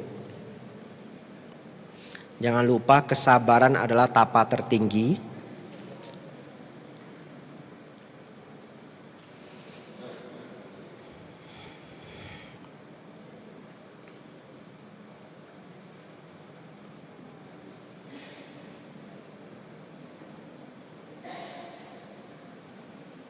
Ya, saya tidak berhasil Bapak Ibu pinjemin satu orang yang sudah ketemu. Ya, makasih kok ya. Ya, makasih banyak ya. Baik. Bapak Ibu Saudara, kita baca bersama 2 paragraf aja. Ya, semuanya baca supaya nggak ngantuk. 1, 2, 3. Demikianlah yang kudengar. Pada suatu ketika Sang Bagawa sedang menetap di Sawati di hutan Jeta, Taman Anatha Pindika. Di sana beliau memanggil para biku sebagai berikut. Para biku yang mulia, mereka menjawab Sang Bagawa berkata sebagai berikut. Para biku, aku akan mengajarkan kepada kalian tentang konsentrasi benar yang mulia dan pendukung serta persyaratannya. Dengarkan dan perhatikanlah pada apa yang akan kukatakan. Baik yang mulia, para biku menjawab. Sang Bagawa berkata sebagai berikut. Bapak Ibu Saudara, di sini Sang Buddha mengatakan kepada mereka akan kuajarkan mengenai konsentrasi benar. Apa itu konsentrasi benar? Saya sudah cek bahasa Palinya, itu adalah sama samadhi. Yang nomor 8 dari Jalan Mulia Berunsur 8 yang sering kita terjemahkan meditasi benar ya. Saya sudah cek bahasa Palinya, jadi Anda tidak perlu khawatir. Jadi di sini Sang Buddha memberitahu kita akan kuajarkan kepada kalian meditasi benar. Itu pertanyaan sejuta umat toh? Betul ya? Semuanya ingin tahu meditasi benar kayak apa Bante? Baik, mari kita lihat jawaban Sang Buddha. Apakah para biku meditasi benar yang mulia dengan pendukung serta persyaratannya, yaitu pandangan benar, kehendak benar, ucapan benar, perbuatan benar, penghidupan benar, usaha benar dan perhatian benar.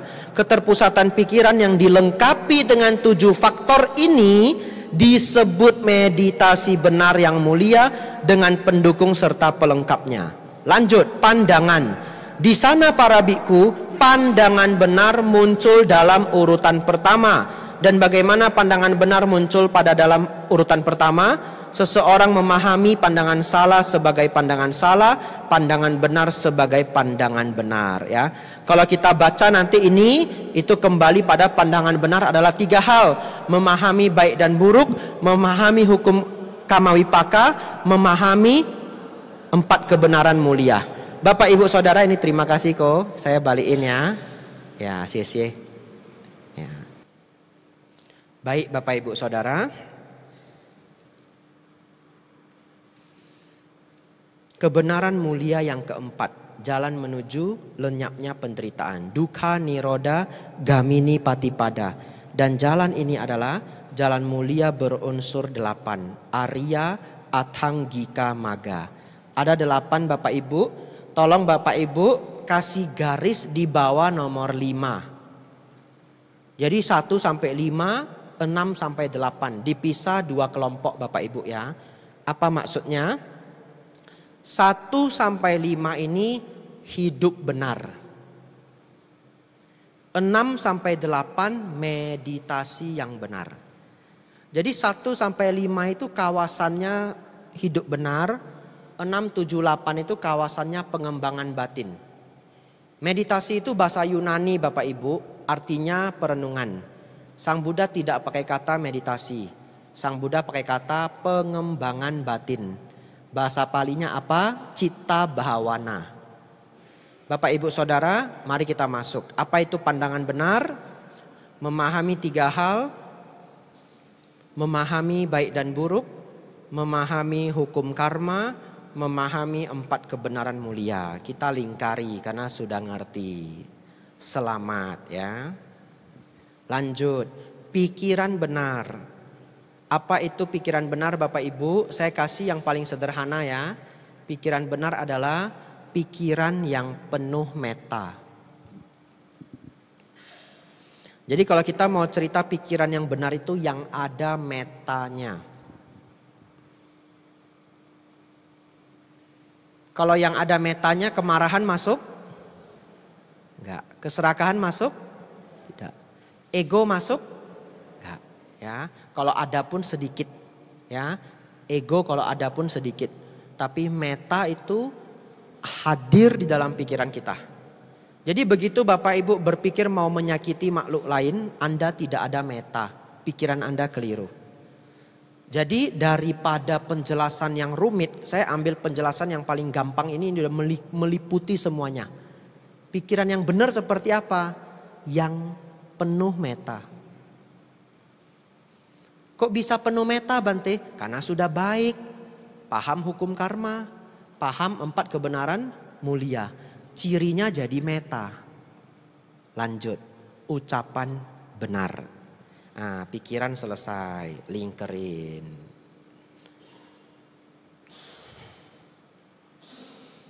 Ucapan benar Bante yang tidak musawada, catat.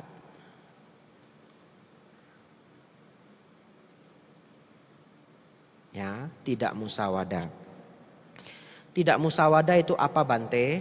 Hafal Bapak Ibu ya.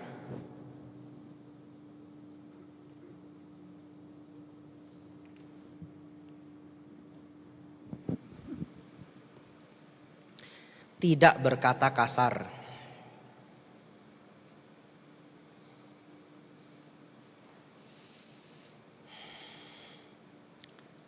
Tidak berbohong.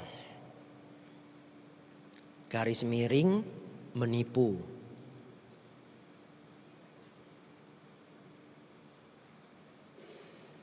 Tidak mengadu domba.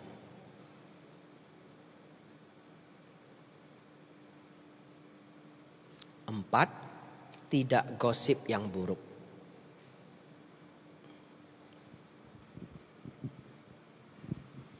Mari kita hafal.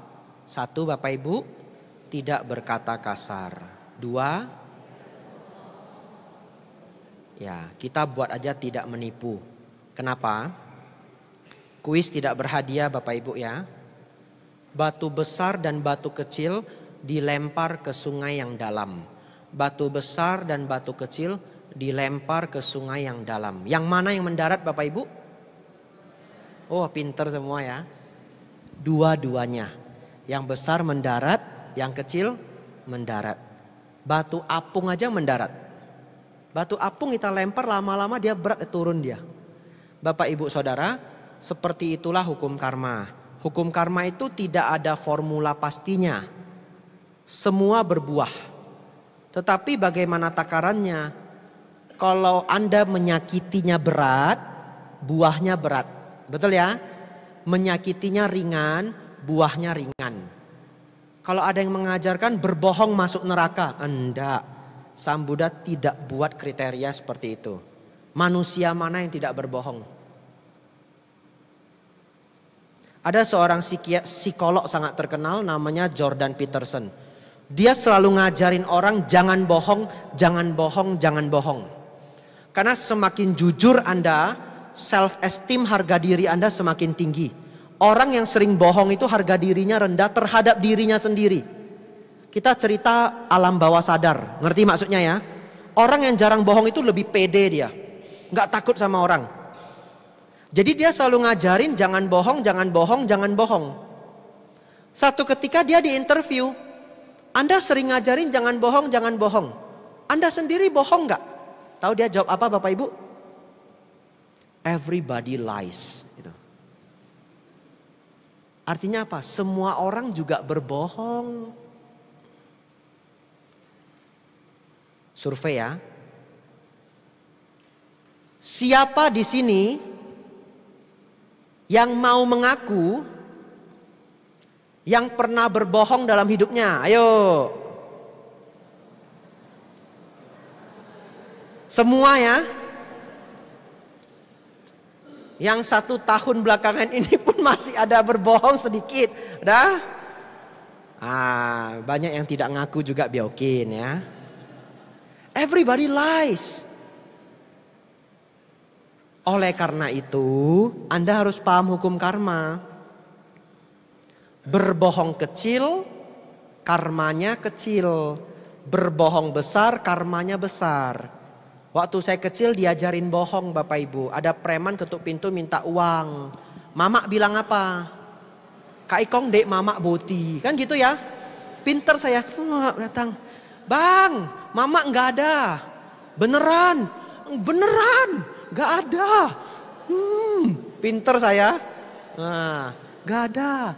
Nanti saya balik Jingau. Nah itu. Coba kalau yang IQ-nya kurang. Detang dia. Mama mana? Kata mama nggak ada. Nah, itu. Nah, pulang balik kena pukul dah ya. Kiak kotor ya. Nah itu. Everybody lies Bapak Ibu ya. Tapi saya bukan ngajarin Bapak Ibu bohong ya. Harus hati-hati ya. Artinya apa? Jangan berbohong. Tetapi Anda tahu kebohongan kecil menghasilkan kecil. Kebohongan besar menghasilkan besar. Kalau Anda tanya saya, jadi Bante, kami bohong demi kebaikan boleh enggak? Betul ya? White lies, bohong putih.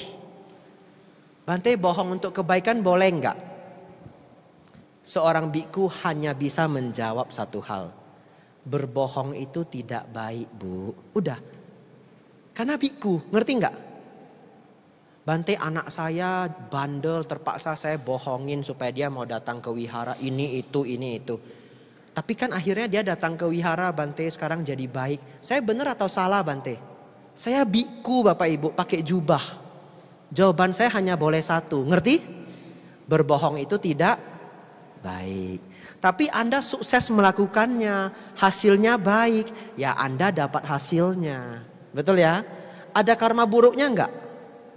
Ada sedikit ya. Dulu saya dibohongi juga. Mau ujian teman saya datang ke rumah saya. Mama saya bilang dia sakit atau apalah, teman saya pulang. Terus saya tanya mama saya, "Mak, wae pengen ulai bo?" "Mana ulaya?" "Mana ulang laya?" Tapi saya sudah janji sama teman saya.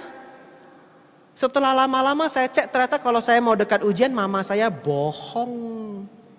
Bohong ke saya, bohong ke dia. Karma buruk berbuah enggak? berbuah. Apa karma buruk mama saya Bapak Ibu? Kepercayaan saya berkurang. Jadi sampai saya pernah Bapak Ibu mau ujian, Bapak Ibu tahu saya belajarnya di mana? Di depan pagar. Tanwai Ping Iulai. Beneran. Teman saya datang naik sepeda, kita baca buku bareng gitu. Ya, baik. Jadi semua karma buruk tetap berbuah. Yang jahat berbuah banyak. Ya, sedikit berbuah sedikit. Anda bijaksana dalam kehidupan. Bapak Ibu Saudara, 4 hal. Jangan kata kasar, jangan nipu atau bohong yang merugikan orang lain. Jangan mengadu domba. Ini ingat ya, umat Buddha jangan mengadu domba ya. Temen kalau curhat tolong ya, jangan ditambahin kompor ya. Kasian ya, hidupnya sudah rumit. Anda tambahin kompor lagi nanti dia lompat ke sungai Bapak Ibu. Ya, kasihan dia. Yang keempat, jangan gosip yang buruk. Hafal, sengaja saya ulang-ulang karena jaga ucapan sangat sulit. Ya, jaga ucapan itu sangat-sangat sulit. Lanjut. Penghidupan perbuatan benar yang tidak melanggar 5 sila.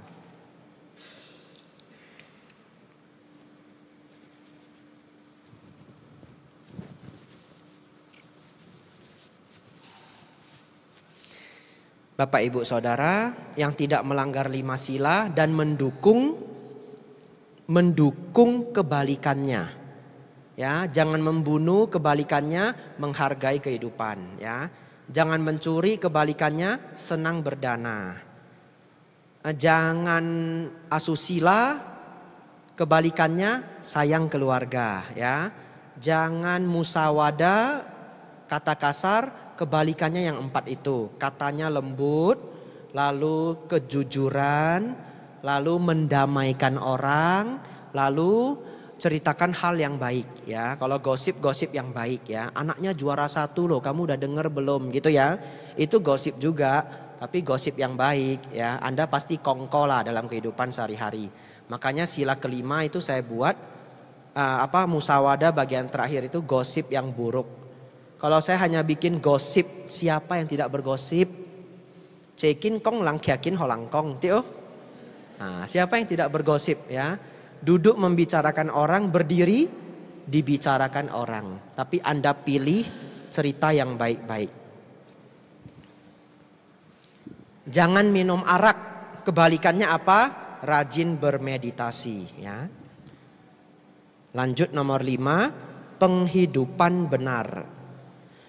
Apa penghidupan benar Bapak Ibu? Cari uangnya benar ya. Supaya cari uangnya benar, jangan jangan menjual racun. Jangan menjual makhluk hidup.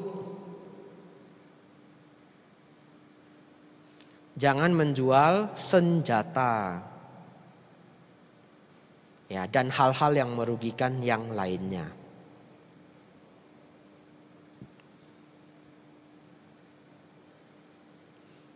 Nomor 6 Bapak Ibu, ini sudah masuk pengembangan batin ya.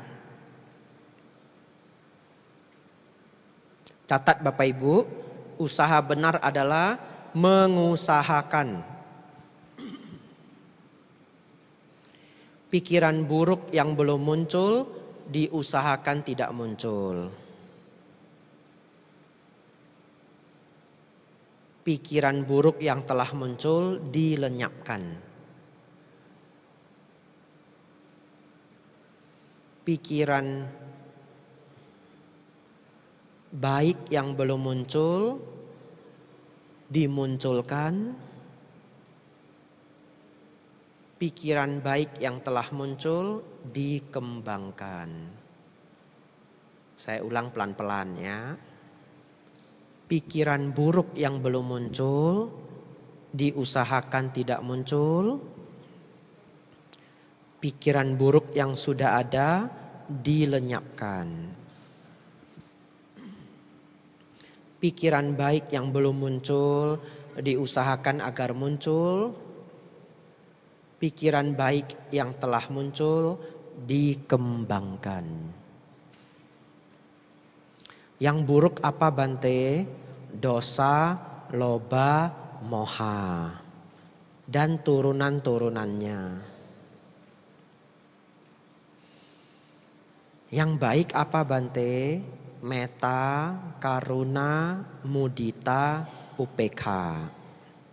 Ya, yang tidak ngerti catat aja, nanti tanya Mbah Google ya. Karena kita tidak sempat menjelaskan itu. Atau nanti lihat besok-besok ya. Metta, karuna, mudita, upekha. Saya terjemahkan. Cinta kasih, belas kasih, metta itu cinta kasih, karuna itu belas kasih, mudita itu apresiasi, dalam kurung ikut berbahagia atas kebahagiaan orang lain. UPK adalah ketenang seimbangan ya.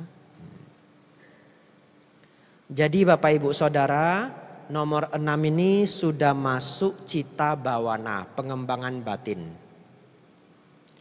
Jadi Bapak Ibu Saudara, sesungguhnya ketika kita muncul kemarahan, kita berusaha menguranginya, itu pun sudah cita bawana. Ya, Anda sudah ngembangin batin. Kalau meditasi itu kan bahasa Yunani. Tapi sekarang kita udah cukup teracak-acak kata-katanya itu. Ya, jadi kita kembali pakai Pali saja. Pengembangan batin itu 6, 7, 8. Dimulai dari 6 ya. Bapak Ibu muncul kemarahan, gosok dada, sok leola ya. Sudahlah. Itu Bapak Ibu sudah pengembangan batin. Itu tahap awal bermeditasi. Kalau mau pakai kata meditasi, betul? Karena meditasi bahasa Yunani. Kalau mau pakai kata meditasi karena sudah familiar ya ini tahap awal meditasi. Keserakahan muncul dikurangin ya. Gimana nguranginnya? Ucele pun ho liao lah ya. Ucele pun ho liao lah. Ada yang ini aja pun sudah baik. Kalau ada lebih ya bonus ya. Seperti ini pun sudah baik. Kalau ada lebih ya bonus ya. Itu Bapak Ibu harus hafal, usaha benar. Buruk belum muncul, diusahakan tidak muncul. Buruk sudah ada, dilenyapkan. Baik belum muncul, dimunculkan. Baik yang sudah ada, dikembangkan. Nomor 7 Bapak Ibu, perhatian benar. Memperhatikan sesuai dengan dhamma. Dicatat, memperhatikan sesuai dengan dhamma.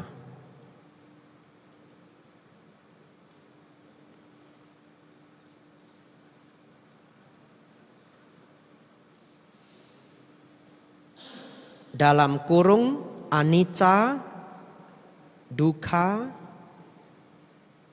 anatta. Ya. Jadi Bapak Ibu Saudara, sesungguhnya kapanpun Anda merenungkan dhamma, Anda sedang praktek yang nomor 7 ini. Saya ulangi, kapanpun Anda merenungkan dhamma, Anda sedang praktek yang nomor 7 ini. Dari tahap yang awal sampai tahap yang tinggi. Tahap yang awal apa Bante? Contoh, ada teman kita sakit masuk rumah sakit. Apa pemikiran kita? Ya demikianlah hidup. Namanya manusia. Sakit tua dan mati. Kehidupan itu anicca. Anda sudah latihan yang nomor 7 ini. Di tahap awal.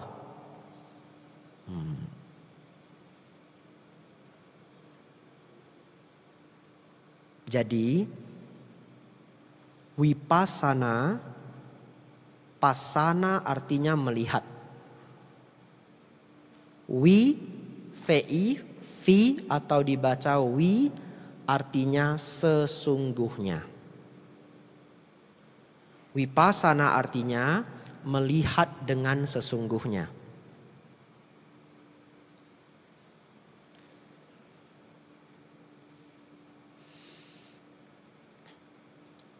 kapanpun kita melihat anicca, dukkha, anatta, di sana kita praktek vipassana.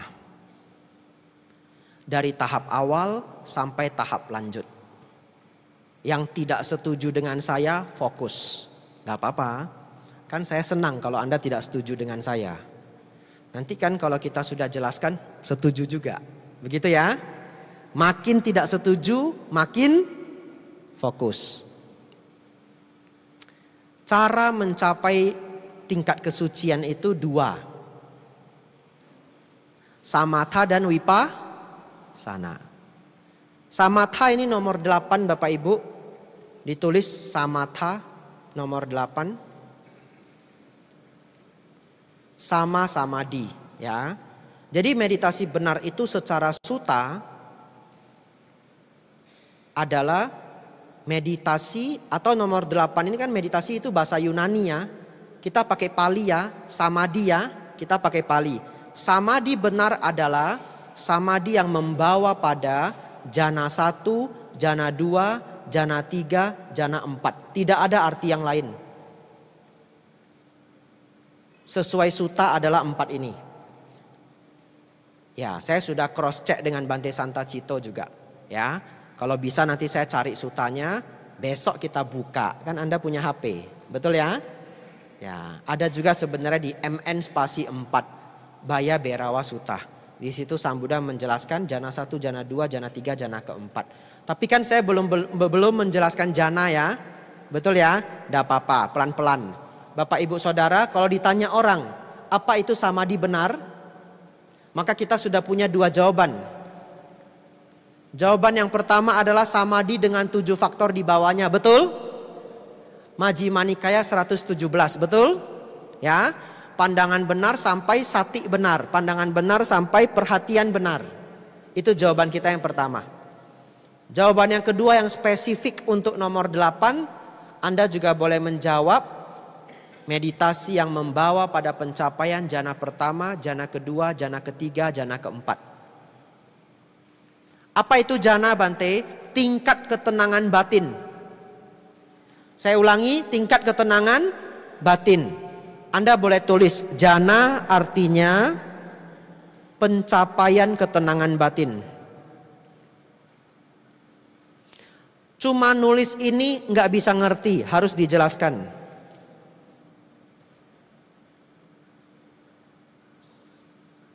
Saya jelaskan singkat aja dulu karena sisa 5 menit. Yang versi panjang boleh besok. Bapak Ibu pikirannya tidak pernah setenang jana. Siapa yang dalam batinnya ngobrol dengan diri sendiri ada? Semua ya, ngobrol dengan diri sendiri ya. Siapa yang kalau malam ada problem gak bisa tidur? Bisa? Ngalamin pernah? Kenapa gak bisa tidur? Sim luan. Luan artinya apa? Ribut. Pikirannya ribut. Kalau ribut artinya tidak tenang, setuju? Ribut artinya tidak tenang, setuju? Banyak obrolan pikiran, betul? Banyak gambaran pikiran, setuju ya? Baik. Kebalikannya apa? Kebalikannya adalah pikirannya menjadi diam. Jadi obrolan hati yang ngomong, macai cik hami, oh, besok hari apa ya, besok kerjaan apa ya, besok tugas apa ya. Kan Anda ngobrol ya. Bapak Ibu tahu tidak? Kalau obrolan ini melemah dan melemah, namanya jana pertama. Belum ada waktu membahas ya. Jana pertama adalah melemahnya witaka dan wicara. Apa itu witaka dan wicara? Obrolan awal pikiran dan keberlanjutan pikiran. Ngobrol. Ya. Anda nggak bisa tidur malam hari, witaka wicara terlalu kencang. Anda setel sampai turun volumenya, jana pertama. Satu ketika dia diem Bapak Ibu. Pikirannya diem. Nggak ada obrolan hati, gambar pikiran sama sekali. Namanya Bapak Ibu, jana kedua. Yang hafal ya, bahasa Palinya kuat. Jana 1 disebut witaka wicara sukha piti ekagata. Jana kedua disebut sukha piti ekagata. Betul? Witaka wicara itu adalah obrol. Jadi kalau Bapak Ibu meditasi pikirannya masih kabur, masih ada sesuatu yang masuk ke pikiran kita, wajar karena belum jana kedua. Kalau tiba-tiba diem pikirannya 1 jam 2 jam, jana kedua, selamat datang. Begitu ya, Anda mencapai jana kedua. Jadi Bapak Ibu, meditasi benar nomor 8 itu mencapai jana. Apa sih artinya jana, Bante? Pikiran semakin tenang. Hanya sekadar itu sebenarnya. Jana 1 volumenya turun. Jana 2 volumenya habis. Jana ketiga masuk lebih mendalam. Jana keempat tenang seimbang. Gak bisa dijelaskan dengan kata-kata. Harus masuk, harus capai baru bisa ngerti. Ya, kayak jatuh cinta. Gimana jelaskan jatuh cinta ke anak yang belum puber, betul? Anak masih kelas 2 SD. Papa, mama, what is falling in love ya? Nah, Anda jelaskan what is falling in love. Bingung dia. Ya, falling in love itu kita pikirin dia, terus kadang sakit di sini tapi senang. Dia bingung, sakit tapi senang, nyaman tapi bisa demam, ketemu senang, nggak ketemu stres. Anda jelaskanlah jatuh cinta ke anak kelas 2 SD. Nggak akan bisa. Kapan dia tahu jatuh cinta, Bapak Ibu? Pada saat jatuh cinta dan sudah sadar. Bisa nggak orang jatuh cinta dia nggak sadar dia jatuh cinta? Karena belum pernah. Ya, nanti temennya yang kasih tahu, orang tuanya yang kasih tahu. You itu lagi jatuh cinta. Baru dia, wah, ini namanya falling in love, gitu ya. Becak bekun. Nah, Bapak Ibu Saudara, jana itu kita tidak bisa ngalamin. Sangat sulit untuk dijelaskan, tapi jana 1, jana 2 itu masih sangat gampang dijelaskan. 3 lebih mendalam, 4 tenang seimbang. Nah, sekarang kalau orang belum tenang, bisa nggak lihat anicca dukkha anatta? Bisa, di tahap awal.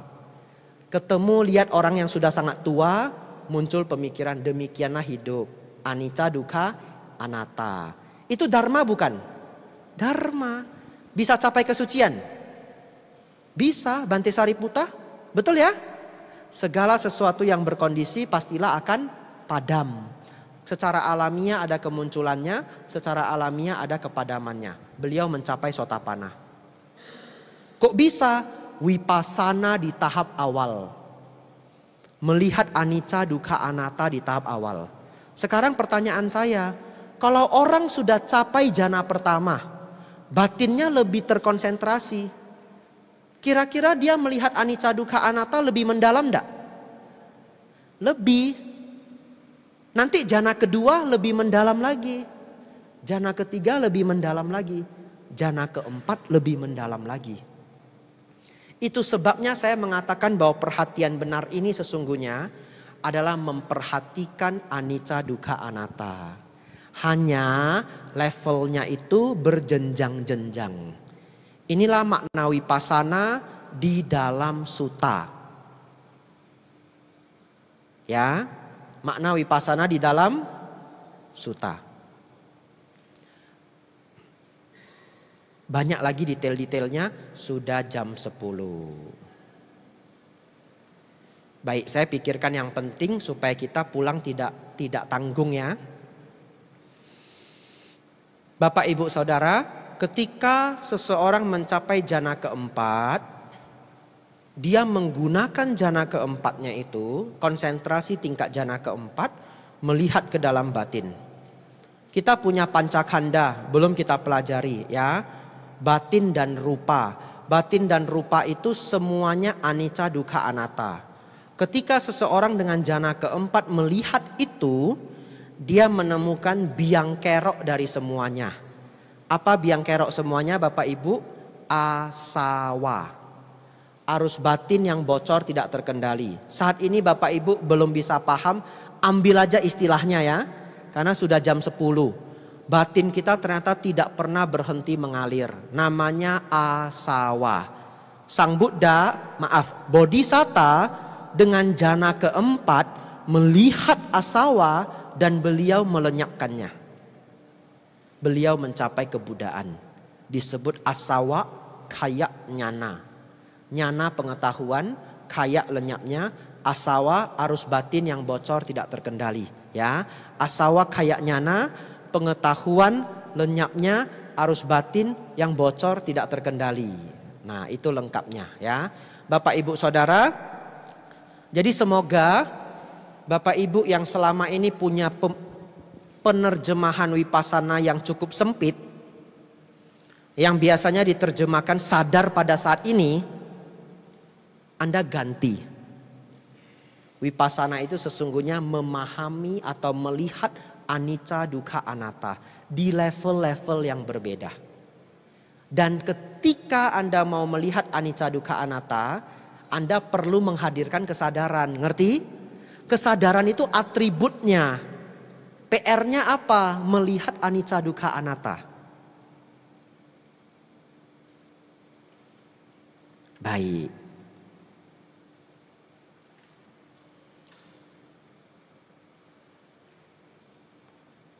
Tambah 5 menit boleh? Boleh ya?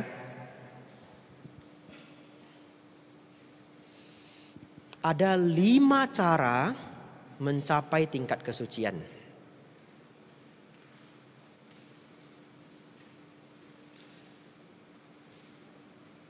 Satu, mendengarkan Dhamma. 2, merenungkan Dhamma. 3, mendiskusikan Dhamma. 4, mengajarkan Dhamma. 5, bermeditasi. Nomor 1, garis miring belajar Dhamma. Kenapa garis miring belajar Dhamma? Zaman Sang Buddha belum ada buku. Ya, Bapak Ibu Saudara, mari berjuang 5 menit terakhir. Ya, lebih kurang 5 menit terakhir. Ini beneran terakhir. Kita pulang setelah ini. Ya, saya minta semuanya 2 kali lipat lebih konsentrasi. Ya, karena sisa 5 watt. 5 watt kali 2 10 watt lumayan lah. Ya, baik. Kalau saya mengatakan, Pak Bu, mendengarkan Dharma itu bagian dari Wipasana. Tidak ada orang yang setuju.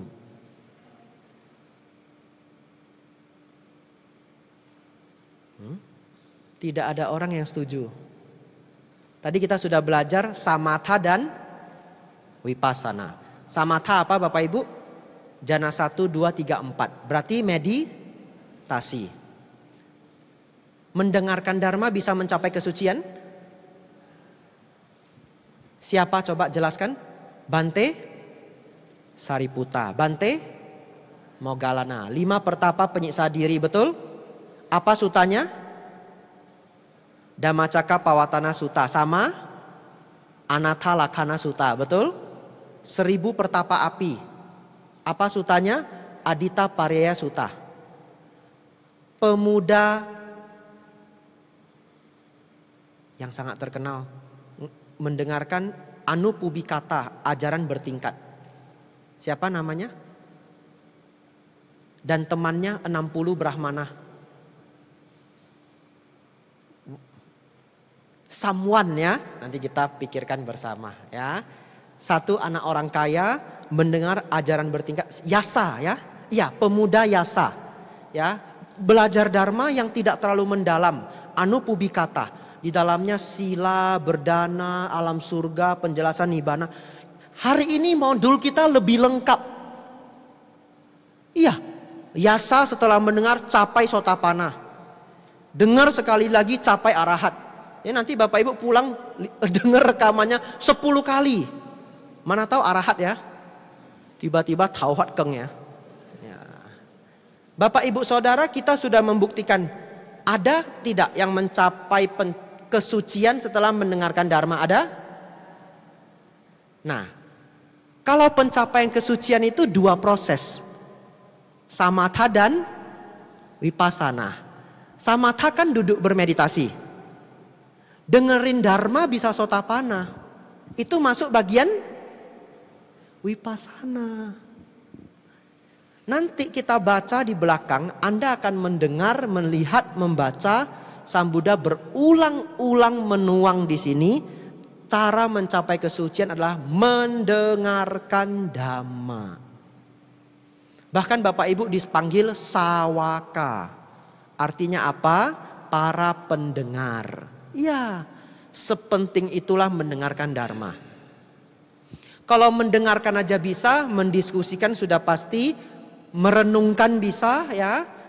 Mengajar juga pasti, karena mengajar itu kadang dua arah.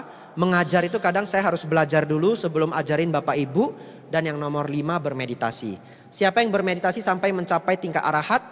Sebenarnya semuanya bermeditasi. Hanya di awal atau di akhir saja ya. Nanti kita bahas itu di belakang.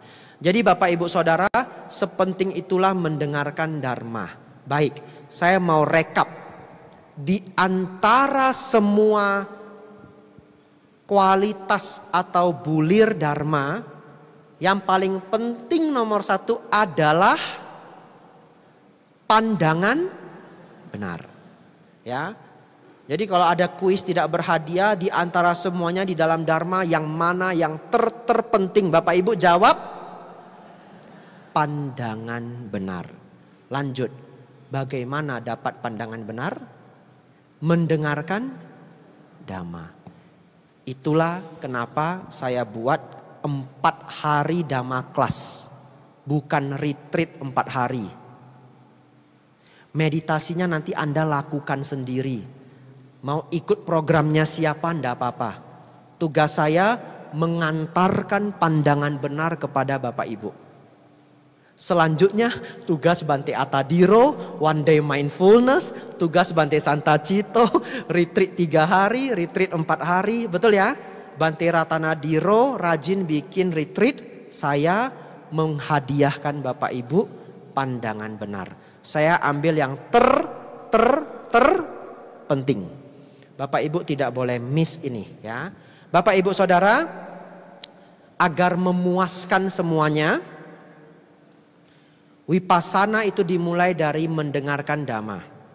Sehingga paham anicca, dukkha, anatta dan semua dharma lainnya. Setelah itu melihat anicca, dukkha, anatta secara mendalam dalam kehidupan. Setelah itu melihat anicca, dukkha, anatta di dalam pancakanda. Nah itu sudah butuh duduk begini. Ngerti maksudnya? Nah inilah yang selama ini Bapak Ibu artikan sebagai wipasana, sekadar meditasi. Tapi sebenarnya prosesnya itu step by step. Itu sudah duduk begini. Melihat muncul dan tenggelamnya fenomena batin. Betul? Muncul tenggelam fenomena batin itu apa yang dilihat? Anicca, dukkha, anattanya batin. Betul ya? Dan terakhir melihat asawa. Memahami adalah asawa adalah sumber anicca, dukkha, anatta. Anda lenyapkan itu. Lalu Anda mencapai nibbana. Jadi story-nya dari start sampai habis mengenai anicca, dukkha, anatta di level yang berbeda-beda. Terima kasih semuanya sudah ikutin sampai benar-benar habis. Jalan Mulia berunsur 8 ya.